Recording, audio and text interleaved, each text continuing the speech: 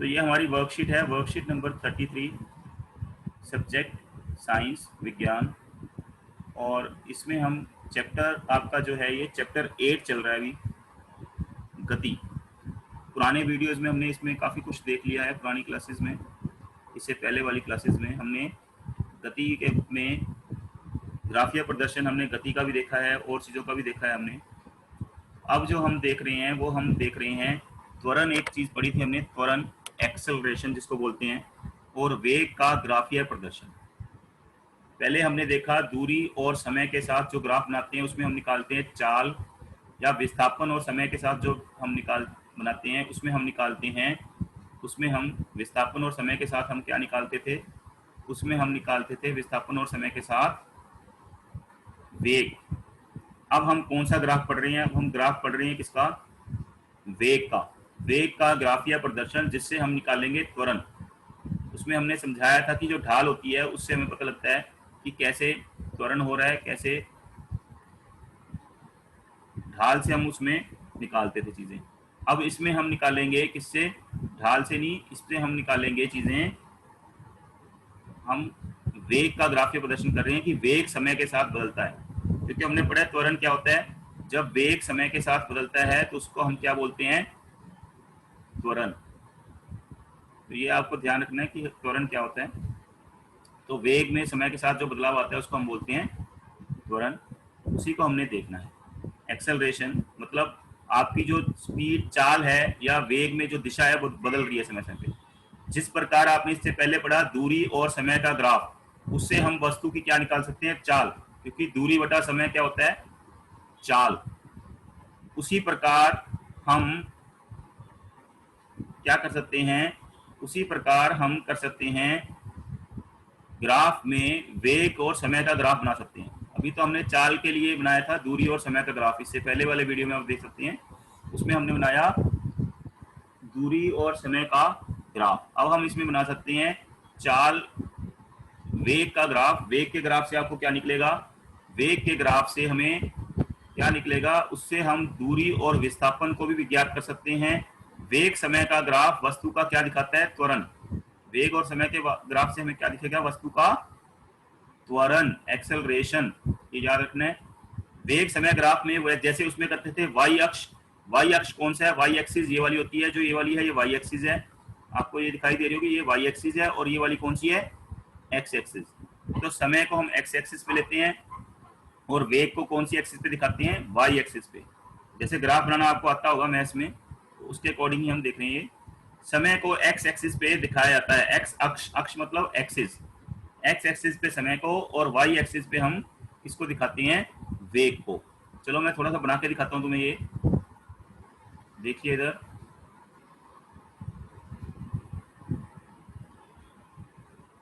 देखिए ये है आपकी, अगर ग्राफ में देखें ये जो लाइन खींचेंगे हम सीधी, ये है वाई एक्सिस, वाई अक्ष। और ये कौन सा अक्ष है जो ऐसे जाएगा? ये है एक्स अक्ष। ग्राफ पेपर आप देखते हो उसमें दो ऐसे मोटी मोटी लाइनें होती हैं, फिर पतली पतली छोटी छोटी लाइनें होती हैं इनमें। ज़्यादा ग्राफ पेपर आपके पास है नहीं तो आप देख सकते हो उसको।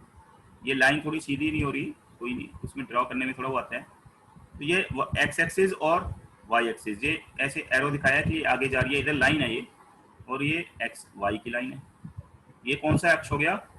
वाई अक्ष। वाई इधर की तरफ वाई अक्ष है। ये कौन सी अक्ष है? एक्स एक्सिस, जो इसमें ग्राफ में आपको दिखाई हुई अगर आप ध्यान से देखेंगे। तो ये है आपका एक्स एक्सिस, और ये है हमारा, ऊपर लिखा नहीं हुआ इसमें, ये कौन सी एक्सिस है? वाई। जो ये वाली लाइन है ये वाई एक्सिस है, जीरो के साथ जुड़ती है, यहाँ से जीरो से शुरू होता है, ये एक्स एक्सिस है। जो बच्चे इसमें ड्रॉ कर रहे हैं वो खुद का ड्रॉ ना करें, कुछ भी आप अपना ना ड्रॉ करें। अगर आप भी ड्रॉ करना शुरू कर दोगे तो गड़बड़ हो जाएगी, फिर वो दिखेगा नहीं किसी को भी, सब मिक्स हो जाएगा और इससे टाइम भी वेस्ट होता है। तो अब आप समझ गए हैं कि एक्स एक्सिस कौन सी है और वाई एक्सिस कौन सी है। तो हमने एक्स अक्ष पे क्या लेना है? हमने एक्स अक्ष पे हमने लिया है ग्राफ में वेग, एक्स एक्सिस पे समय, हमेशा एक्स एक्सिस पे हमने समय लिया था। वाई एक्सिस पे पहले हमने दूरी ली थी, अब यहाँ पे क्या ले रहे हैं हम? वेग, क्योंकि हम त्वरण दिखा रहे हैं, त्वरण निकालना है, वेग और समय का ग्राफ बना रहे हैं हम। ये वेग है, देखो वेग है, जैसे दूरी का और विस्थापन का जो मात्रक होता है वो होता है मीटर, वेग का मात्रक आपको बताया था क्या होता है, मीटर प्रति सेकंड। कि हर टाइम के साथ साथ आपका वेग बदल रहा है। देखिए मीटर प्रति सेकंड, ये वेग का मात्रक है, एसआई मात्रक। ये वाली छोटी छोटी चीजें हमें नहीं पता होती। समय, समय मतलब टाइम, टाइम का एसआई मात्रक एस। समय को इंग्लिश में टाइम बोलते हैं, इसलिए इसको छोटे टी से भी दिखा देते हैं, स्मॉल टी से भी दिखा देते हैं। स्मॉल टी कैसे होती है, ऐसे। समय को हम स्मॉल टी लिख के भी दिखा देते हैं, ऐसे छोटा टी। और वेग को किससे दिखाते हैं, वी से भी दिखा देते हैं। V, V for van, V for van से समय वेग दिखाया जाता है, और टी जो है वो समय के लिए ज्यादातर केस। तो ये आपको अब इतना समझ आ गया, ये मैंने बेसिक समझाना जरूरी था कि वेग किसको लेते हैं। फिर इस प्रकार हम ग्राफ बनाते हैं। इस प्रकार ग्राफ में रेखा पर किन्हीं भी दो बिंदुओं के बीच वेग अक्ष तथा समय अक्ष द्वारा घेरा बनाया जाता है। जो क्षेत्रफल पूरा होगा उससे हमें क्या निकलेगा, दूरी। ये कई बार पूछ लेते हैं दूरी कैसे निकालेंगे, जो आपने ग्राफ बनाया उसका क्षेत्रफल निकाल लेंगे। कौन से अक्ष में, वेग का जो अक्ष है, यहाँ पे वेग लिया आपने, यहाँ वेग लिया और यहाँ समय। अभी आपको ग्राफ में हम दिखाएंगे, ये ग्राफ पेपर देखो हरा सा दिखाया हुआ है, हरा ग्राफ पेपर ऐसे होता है ना तुम्हारा, ग्रीन सा, तो वैसे इसमें बना के सकते हैं। अब इसमें त्वरण की विभिन्न परिस्थितियां दिखाई हैं कि वेग अलग अलग होता है, कभी वेग बढ़ता है, कभी कम होता है, कभी वेग एक जैसा बढ़ता है, कभी अलग अलग बढ़ता है। तो उसमें हम अलग अलग त्वरण की ग्राफ देखेंगे। ग्राफ देख के आपको पता लगना चाहिए कि त्वरण में क्या हुआ है। ये आपका ध्यान रखना है आपको कि ग्राफ देख के आपको पता लगना चाहिए कि कैसे उसमें त्वरण हो रहा है, और उससे हम ग्राफ से दूरी भी निकाल सकते हैं। कौन से ग्राफ से, वेग और समय के ग्राफ से। ये देखिए, जब आपका चाल जो है एक समान है, मतलब चाल बदल नहीं रही, उतनी ही चाल है, त्वरण क्या हो जाएगा, शून्य। क्यों हो जाएगा शून्य त्वरण, आपको पहले याद होना चाहिए। पहले वाला आपको अगर याद हो तो आपको मैं अगर याद कराऊं पहले वाला,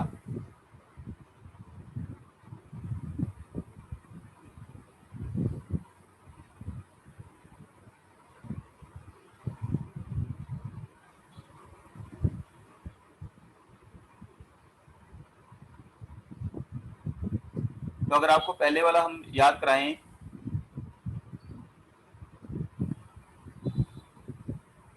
चीजें, तो आपको याद होगा कि जब त्वरण कैसे निकालते हैं। त्वरण होता है वेग में परिवर्तन या चाल में परिवर्तन, लेकिन यहाँ पे चाल में कोई परिवर्तन नहीं आ रहा। अगर चाल में परिवर्तन नहीं है तो त्वरण क्या हो जाएगा, शून्य अपने आप ही। जब किसी चीज में वो अंतर नहीं है, उनमें अंतर है ही नहीं, चेंज ही नहीं हो रहा, तो चाल आपकी, जैसे आपका त्वरण जो था, त्वरण को हम इंग्लिश में लिखते हैं एक्सेलरेशन, ए से दिखाते हैं उसको। ए बराबर है इसके, ए बराबर है, हमने पढ़ा था v माइनस, आप पिछले वीडियो में देख सकते हैं ये, u अपॉन उसके नीचे क्या था, समय t। इससे पहले की वर्कशीट और वीडियो में आप देख सकते हैं। v क्या होता है, v है आपका जो आपकी चाल है बाद में, एक होती है प्रारंभिक चाल, एक होती है अंतिम चाल। तो अंतिम, ये अंतिम चाल माइनस प्रारंभिक चाल। अब इनमें देखिए, जब अंतिम भी एक ही है, उतनी है, और प्रारंभिक भी उतनी है, शुरू में उतनी थी, बाद में भी उतनी है चाल। ये है ना एक समान गति। जब चाल एक समान है, जैसे मैं यहाँ लिख देता हूँ और क्लियर समझ आ जाएगा आपको, ए बराबर है v माइनस u बटा अपॉन टी, मतलब अंतिम चाल माइनस प्रारंभिक चाल बटा समय। अब अंतिम चाल और प्रारंभिक चाल सेम है, क्योंकि चाल क्या है, एक समान। तो त्वरण कितना हो जाएगा, जब ये दोनों एक समान होंगे तो ये इसका अंतर क्या आएगा, मान लो ये भी 10 है और ये भी 10 है, एक समान है ना, ये भी 20 है, ये भी 20 है, तो अंतर क्या आएगा, यहाँ पे जैसे 40 है, ये देखो यहाँ पे ये 40 चलती जा रही है, समय बढ़ता जा रहा है, लेकिन चाल कितनी है, 40 मीटर प्रति सेकंड। 40 कैसे पता लगा मुझे, क्योंकि आपको पता है यहाँ पे क्या दिखाया हुआ है, यहाँ पे आपको वेग दिखाया है वाई एक्सिस पे, तो वेग कहाँ पे है, ये 40 पे। ये लाइन 40 के सामने जा रही है ना, तो वेग आपका किस में आता है, ये उसका यूनिट है मीटर पर सेकंड, तो ये 40 मीटर प्रति सेकंड ही चलती जा रही है, इसमें कोई अंतर नहीं आ रहा, लेकिन समय बढ़ रहा है। देखो समय दिखाया है 1 2 सेकंड, 3 सेकंड बाद, 4 सेकंड बाद, 5 सेकंड हो गए, 6 सेकंड हो गए, लेकिन आपका अगर यहाँ से हम देखें तो वेग कितना है, वेग तो 40 ही है, यहाँ पे भी 40 है वेग, यहाँ भी 40, यहाँ भी 40, हर पॉइंट पे हर बिंदु पे वेग में कोई अंतर नहीं आया, वेग कितना है 40 ही है। तो अगर ये भी 40 है, पहले वाला भी, मान लो हमने देखा 4 सेकंड पे, 4 सेकंड ये टाइम है, यहाँ वेग कितना है, यहाँ पे है ना 40। ऐसी 1 सेकंड पे देखो, 1 सेकंड में हम देखें यहाँ पे आ गया वेग कितना है, यहाँ पे सामने 40, तो 4 सेकंड पे भी 40 है, 1 सेकंड पे भी 40 है समय में, तो वेग 40 माइनस 40, 40 माइनस 40 कितना होता है 0। तो जब चाल एक समान है, कोई अंतर नहीं आ रहा उसमें, तो त्वरण क्या होगा, शून्य। जब त्वरण शून्य होता है तो उसका ग्राफ क्या होगा, उसका ग्राफ होगा वेग और समय का एक्स एक्सिस के समान अंतर। ये देखो ये वेग और समय का ग्राफ ये है, ये ग्राफ बन गया, ये तो एक्सिस है दोनों, और ये लाइनें क्यों खींची हुई हैं, ये समय दिखाने के लिए। जब आपको दूरी निकालनी होगी तो हम इसका एरिया निकाल लेंगे। ये क्या चीज बन गई, ये बन गया आपका आयत, रेक्टेंगल, तो इसका हम क्या निकाल लेंगे, क्षेत्रफल। तो उससे पता लग जाएगा कि इतने समय में उसने कितनी दूरी तय की। कैसे निकालोगे क्षेत्रफल निकालने का, लंबाई गुना चौड़ाई। लंबाई कितनी है इसकी, यहां से देखो 4 माइनस 1, क्योंकि 1 से शुरू हो रहा है तो इसकी लंबाई कितनी होगी, गिनो यहां से 1 2 और 3, 3 इसकी लंबाई होगी। चौड़ाई कितनी हो गई, ये चौड़ाई हो गई, लंबाई कितनी होगी, यहां से यहां तक देखो, तो लंबाई कितनी है, यहां से सामने देखो इतना, कितना आएगा ये, अगर ये सामने वाली लाइन 40 है तो ये भी कितनी होगी 40, क्योंकि तुम्हें पता है वेग बराबर है या चाल बराबर है, आपने पढ़ा है दूरी, दूरी को एस से दिखाते हैं बटा समय। तो अगर आपको एस निकालना है, दूरी निकालनी है, तो दूरी कितने के बराबर होगी, दूरी बराबर है, यहां से अगर गुना करें चाल गुना समय, चाल गुना समय, तो यहाँ समय कितना है 3, 3 कैसे है, 4 दिख रहा है क्योंकि यहाँ 1 से शुरू है, तो अगर इसको गिनेंगे कितना समय हो गया, 1 सेकंड से लेकर 4 सेकंड तक 3 सेकंड समय हो गया, ये समय हो गया 3, और चाल कितनी है, चाल चेंज नहीं हो रही, चाल उतनी है 40, चाल कितनी है 40, तो दूरी अगर इससे निकालनी है तो क्षेत्रफल से निकलेगी। यही तो हो गया, चाल किस में दिखाई है, चाल मतलब ये इसकी लंबाई, और समय यहाँ पे आ गया चौड़ाई, लंबाई गुना चौड़ाई से क्या निकलेगा क्षेत्रफल, क्षेत्रफल से फिर क्या निकलेगी दूरी। तो ये याद रखना कि जो ग्राफ है वेग और समय के ग्राफ के क्षेत्रफल से हम क्या निकाल सकते हैं दूरी, और इसकी ढाल से, या तो ढाल है ही नहीं, ये तो सीधी चल रही है, देखो अगर सीधी है ये तो इसका मतलब त्वरण क्या है शून्य, क्योंकि इसमें कोई अंतर नहीं। जब वेग एक समान त्वरण होगा, गति त्वरित हो रही है मतलब गति बढ़ रही है, चाल उसकी बढ़ रही है, लेकिन एक समान, एक समान कैसे, देखो 1 सेकंड में कितना बढ़ी है, देखो यहाँ 1 सेकंड हो गया टाइम, तो वेग कितना था पहले सेकंड में, 0 से कितने पहुंच गया 4 पे, दिख रहा है ना आपको। फिर अगले सेकंड में 1 से 2 जाने पर 1 सेकंड का समय लगा, अब ये कितना हो गया 8, 4 से 8 आने में कितना अंतर होगा 4 का, और यहाँ समय कितना अंतर होगा 1, तो 1 सेकंड में देखो पहले सेकंड में 0 से 1 जाने में 1 सेकंड, और चाल कितनी बढ़ी 0 से 4, 4 मीटर प्रति सेकंड बढ़ गई। अब 4 तो पहले से थी, 4 से 8 होने में 4, और यहाँ 1 से 2 होने में 1 सेकंड, तो 1 सेकंड में फिर 4 बढ़ी। अब 2 से 3 जाएंगे तो 1 सेकंड समय लग जाएगा, और चाल कितनी हो गई, चाल यहाँ पे 2 पे कितनी थी 8, तो 3 पे कितनी हो गई 12, फिर 4 बढ़ गई। तो हर सेकंड में देखो चाल कितनी बढ़ रही है 4 मीटर प्रति सेकंड बढ़ रही है। 3 से 4 जाने में देखो यहाँ 3 से 4 हो गया, तो ये 12 से कितना हो गया 16, तब भी कितनी बढ़ी 4। अब देखिए ये 4 से 5 हो गया, तो ये 16 से कितना हो गया 20, 16 से 20 जाने में कितना, 4 मीटर प्रति सेकंड। तो चाल बढ़ रही है समान गति के साथ, हर एक सेकंड में 4 मीटर प्रति सेकंड। हर एक सेकंड में अगर आप देखें यहाँ पे 4 मीटर प्रति सेकंड चाल जो है उसकी बढ़ रही है। तो इसका मतलब ये कौन सी गति है, एक समान त्वरण। चाल एक समान नहीं है, चाल बढ़ रही है। कितनी कितनी बढ़ रही है, हर सेकंड में, एक सेकंड में 4, फिर अगले सेकंड में देखो 4 से 8 हो गई। तो हर सेकंड में, एक एक सेकंड में 4 मीटर प्रति सेकंड बढ़ रही है। तो इसका मतलब चाल एक समान है। कहीं भी त्वरण निकालोगे, एक समान चाल नहीं है, त्वरण एक समान है, चाल में अंतर हो रहा है, चाल बढ़ रही है, एक गति से बढ़ रही है। ये त्वरित गति है, मतलब इसमें चाल बढ़ रही है हर सेकंड के साथ। आप देखें, अगर आपको निकालना हो इसमें कि हमने त्वरण निकालना है कितना है, तो त्वरण कैसे निकालोगे, ए बराबर है, आपको बताया था पहले भी, ए त्वरण को एक्सेलरेशन इंग्लिश में बोलते हैं एक्सेलरेशन। तो एक्सेलरेशन से हमने ले लिया ए, तो v माइनस यू बटा ये आएगा ना। अब इसमें v कितनी है, कोई भी आप ले लो बीच में से, कहाँ से लोगे, कहीं से भी शुरू कर लो। मान लो आपने यहाँ से लिया, आपने यहाँ से शुरू किया 1 सेकंड से, और यहाँ पे देखोगे 4 सेकंड पे त्वरण निकालना है आपको। तो कितना हो गया, ग्राफ कौन सा हो गया, ये हो गया आपका ग्राफ। ये लाइन है, ये ढाल है, ये त्वरण दिखाएगी। तो ढाल कैसे निकलती है, यहाँ से जो ये दूरी है ये वाली और ये वाली दूरी, ये माइनस कर दी चाल हमने, वेग। तो यहाँ कितना वेग है, इसके सामने देखो वेग कितना आ रहा है, इस बिंदु के सामने वेग आ गया 16।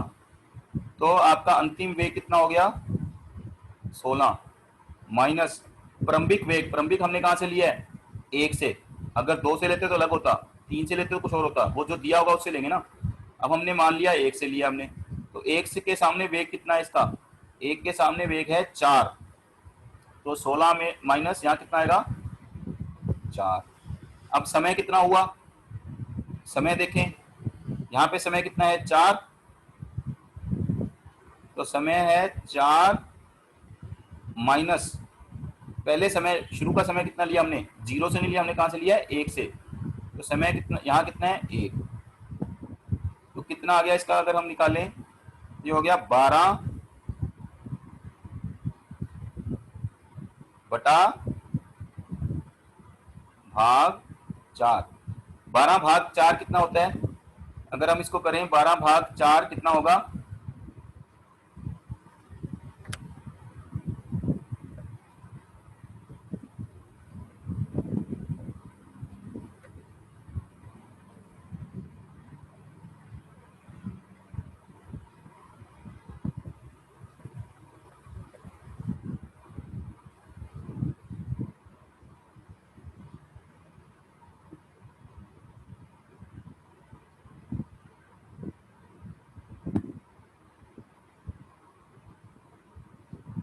तो आपका 12 भाग 4 कितना हो गया, आपको पता होगा 12 भाग 4 बराबर है 3। तो 3 आ गई, क्या आ गया त्वरण 3। इसका यूनिट क्या होगा, इसका मात्रक मीटर प्रति सेकंड। मीटर प्रति सेकंड तो वेग है, और ये यहाँ भी समय का सेकंड है, तो सेकंड 2 बार आएगा, मीटर प्रति सेकंड स्क्वायर वर्ग, इसको बोलते हैं मीटर प्रति सेकंड स्क्वायर, माइनस लगा दी ना प्रति सेकंड। तो ये आ गया 3। आप कहीं से भी निकालोगे 3 आएगा, क्योंकि त्वरण क्या है एक समान। अगर आप यहाँ से निकालोगे 2 से लेके 3 तक, अगर 2 से लेके 3 तक भी हम निकालें तो भी कितना आएगा, देखो 3 पे कितना है, 3 के सामने आप देखिए 12, 3 के सामने 12, 2 के सामने 8, तो 12 माइनस 8, और यहाँ समय कितना आएगा 3 माइनस 2। तो 12 माइनस 8 कितना होता है, अगर हम देखें यहाँ 12 माइनस 8 कितना आएगा, 12 माइनस 8 आ जाएगा आपका, कहीं से भी ले लोगे, देखो यहाँ से ले लो, ये 2 पे 8 और 3 पे कितना है 12, दिख रहा है ये। तो अब हम लेंगे, अगर यहाँ से ले लें तो ये हो गया 12, v फाइनल कितना हो गया 12, अंतिम पहले वाला कितना है 8, क्योंकि हमने 2 और 3 में लिए। समय कितना हो गया 3 सेकंड, 12 पे 3 है और 2 पे क्या है 8, 3 माइनस 2, 12 माइनस 8 कितना हो गया 4, 3 - 2 कितना हो गया 1, ये कितना आ गया 4 मीटर प्रति सेकंड स्क्वायर। तो आप कहीं से भी ले रहे हो, आपका त्वरण क्या आ रहा है एक समान। तो ये एक समान त्वरण में ऐसा ग्राफ बनता है, सरल रेखीय ग्राफ वेग और समय में। वेग और समय का ग्राफ एक समान त्वरण में सरल रेखा बनेगा, सीधी रेखा में। इससे पता लगता है त्वरण एक समान है, त्वरण कहीं से भी लोगे सेम है, चाल हर एक सेकंड में सेम बढ़ रही है। ये हो गया असमान त्वरण। यहाँ त्वरण हो रहा है असमान, असमान नहीं है, ये मंदन गति है। इसको असमान त्वरण गलत लिखा हुआ है, ये आप ठीक कर लें।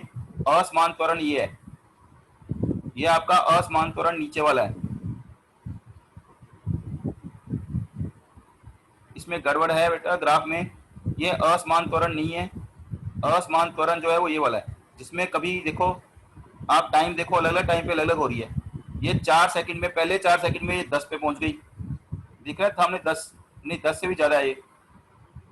अब 8 पे देखोगे तुम 4 सेकंड बाद, फिर अगले 4 सेकंड बाद 8 है ना यहाँ पे, 8 पे देखो ये कितनी हो गई, अब ये हो गई, ये देखिए सामने।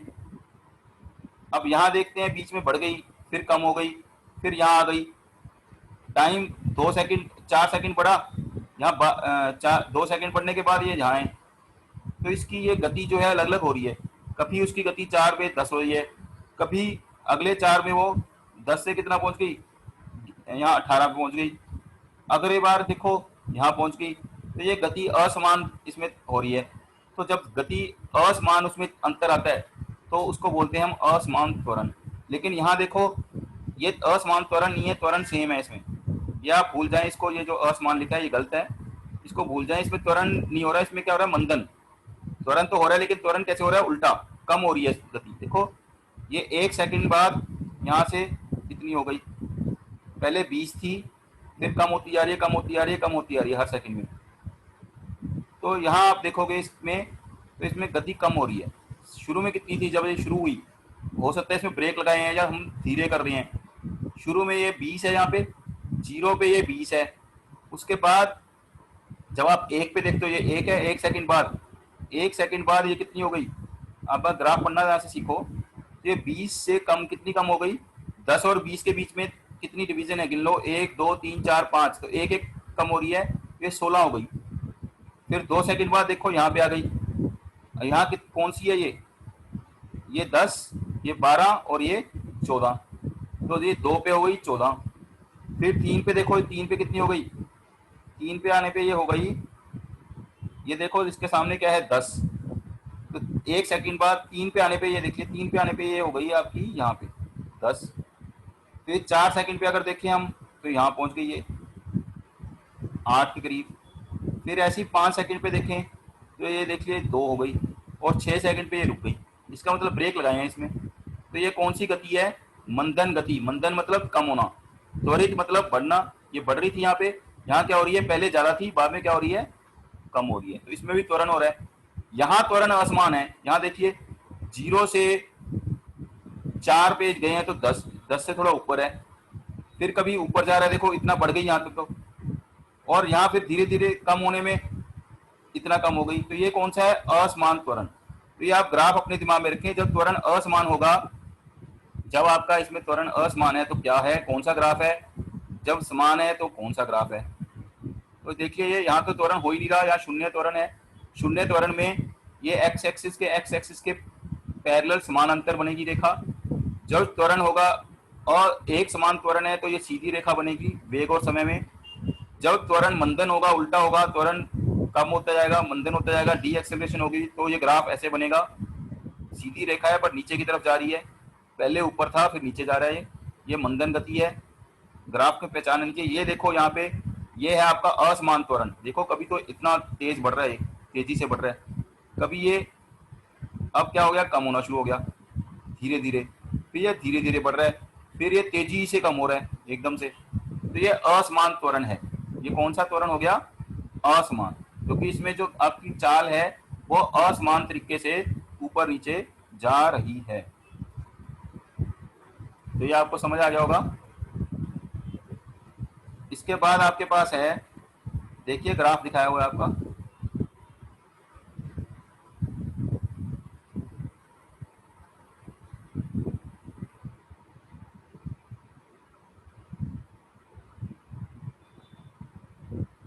तो ये हमने दूरी ज्ञात करने का जो मैंने बताया था अभी, जब एक समान त्वरण हो, एक समान वेग है, वेग में कोई अंतर नहीं आ रहा, और जब यहाँ पे त्वरण एक समान हो रहा है तो हम कैसे कैसे उसका ग्राफ निकाल लेंगे, कैसे कैसे उसके ग्राफ से हम दूरी निकालेंगे।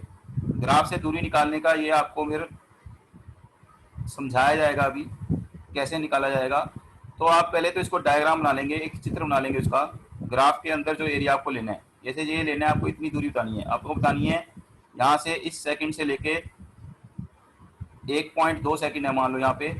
कैसे 1.2 है, ये 1 है, ये 2 है, 1 के बाद 1.1, 1.2, तो यहाँ 1.2 सेकंड से लेके हम ले रहे हैं एक, ये 4 है, 4 सेकंड तक कितनी दूरी उसने तय की।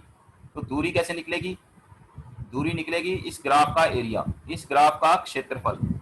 ग्राफ ये कौन सा, देखो क्षेत्रफल कैसे बनेगा, ये हो गया आपका एक, ये आपका बन गया एक आयत, जो आपको ऊपर दिखाया था आयत बन गया ये। और आयत जो होते हैं, आयत का क्षेत्रफल होता है, आपको पता है, लंबाई गुना चौड़ाई।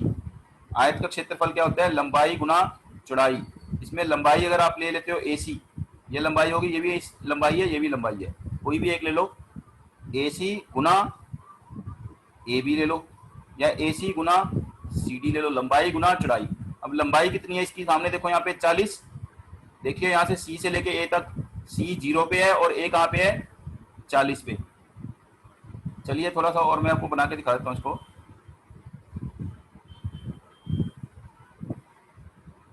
आपका ये देखिए, ये C जो है, ये C पॉइंट है, ये 0 पे है, और ये A पॉइंट कितने पे है, 40 पे। तो इनकी दूरी कितनी होगी, इनकी दूरी होगी 40। और यहाँ देखिए, अगर CD लेंगे, CD में D पॉइंट 4 पे है और C पॉइंट कहाँ पे है, 1.2। यहाँ से देखना नीचे से समय का, तो ये 1.2, तो हमने क्या लिया इसमें, 40 AC कितना है, AC 0 से लेके 40 तक है इसकी दूरी, तो ये हो गया 40 गुना CD, C है 1 पे, 0.2 पे, क्योंकि ये 1 है, ये 1 से आगे है, 1 से कितना आगे है, 1.2 पॉइंट, तो 1.2, और ये कितना तक जा रहा है, D है 4 पे, तो CD क्या होगा, 4 माइनस 1.2, यहाँ से आएगा ना, 1.2 से लेके C से शुरू होके कहाँ तक जा रहा है, ये D तक। तो कितनी इसकी लंबाई हो गई, 4 माइनस 1.2, वो हो गया 2.8, और चौड़ाई, लंबाई ये वाली 40 है, ये 40 है, तो 40 गुना 2.8 कितना आ गया, 112। अब किलोमीटर कहाँ से आया, क्योंकि यहाँ पे वेग किस में दिया हुआ है, किलोमीटर में, तो दूरी भी किस में आएगी, किलोमीटर में। तो वेग गुना समय हमने इसमें कर लिया। अब इस वाले में क्षेत्रफल देखें, तो ये कौन सा क्या बन रहा है इसमें, ये आपका 2 बन रहे हैं इसमें। अगर यहाँ पे हम देखें तो यहाँ पे ये बन रहा है एक त्रिभुज, और नीचे क्या बन रहा है, एक आयत, तो दोनों का निकालना पड़ेगा। तो आपको पता होना चाहिए, मैथ में आपने पढ़ा, आयत का क्षेत्रफल लंबाई गुना चौड़ाई, प्लस त्रिभुज का क्षेत्रफल क्या होता है, त्रिभुज का क्षेत्रफल होता है आधार गुना लंब आधा, आधार गुना लंब का आधा, तो इनको हम जोड़ लेंगे, तो इससे आपकी क्या निकलेगी, दूरी। इसका क्षेत्रफल पूरे का निकालना ना, ABCDE, तो इसका हम क्षेत्रफल निकालेंगे, तो इसमें ये चारों लेंगे इसमें। तो अगर हमने निकालना है ABCD का क्षेत्रफल प्लस उसमें जोड़ देंगे ADE का, तो इस पूरे का आ जाएगा, इस पूरे का क्षेत्रफल ये आ जाएगा। अब इस पूरे का क्षेत्रफल निकाला है AB कितना है, यहाँ है, देखो यहाँ 0 से शुरू हो रहा है, ये दूरी, वेग यहाँ 0 है, और यहाँ कितना हो गया, सामने देखो, ये 20 से पहले कितना आ गया, ये 20 से पहले यहाँ पे आ गया, ये आपका यहाँ आ जाएगा 2, 18, तो 0 से लेके 18 तक AB हो गया, तो AB की दूरी कितनी आ गई, 18, AB कितना बड़ा है, 18। अब आ गया BC यहाँ से निकालेंगे, BC यहाँ से शुरू हो रहा है, ये है आपका 12, 10 से आगे है, ये 10 से आगे, और यहाँ खत्म हो रहा है 20 पे। ये आपका क्या बनाया हुआ है इन्होंने, ये है आपका C, और ये है आपका B। तो B आपका है, जो B है वो किस पे है, 12 पे, और C किस पे है, 20 पे। तो CB की लंबाई कितनी हो गई, 20 माइनस 12, जो हो गई 8। तो ये आपका आ गया 18 गुना 8, ये हो गया क्षेत्रफल किसका, नीचे वाले का, इसका ABCD का। अब आपको निकालना है इसका ADE का। तो ये एक त्रिभुज है, त्रिभुज का क्षेत्रफल होता है आधा गुना आधार इंटू लंब। तो आधा आधार कितना है 20, कैसे है 20 आधार, A से लेके ये आपका D तक, 20 माइनस 12 सेम, जो इसका है BC है वही है, जो BC है उतना ही AD है, क्योंकि सामने सामने बराबर है। तो ये हो गया 20 माइनस 12। अब आपके पास आ गया लंब, लंब